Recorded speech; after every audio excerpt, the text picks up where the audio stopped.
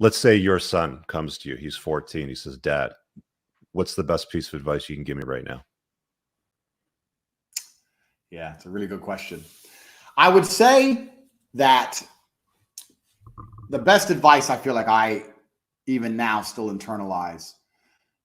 You can put a religious spin on it, so I will. There's different ways to analyze it. You can say God, you can say ancestors, you can say whatever.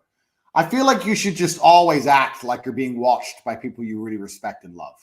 And it doesn't matter if it's in the gym, they're watching you to see how hard you train, or in that job interview, they're watching you to see how you perform, see how confident you can be, watch you put your suit on, make sure your tie's straight. I feel like you need to have a sense of duty to people who existed before you or who have given up their lives so you exist.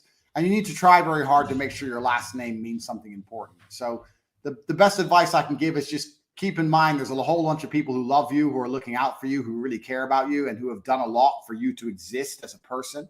And you owe them a lot of things, and you owe them your absolute best in all realms. You owe them to try your hardest and to not disappoint them. And you don't get the luxury of just existing and sitting around playing video games and being happy, being sad, eating food, whatever. All of that's by the by. You have a big debt to pay to your family, to your ancestors, to God, and you have to try very hard. And keep that in mind and let that motivate you to be your best self. And I think that's the best advice you can give a teenage boy in the world today.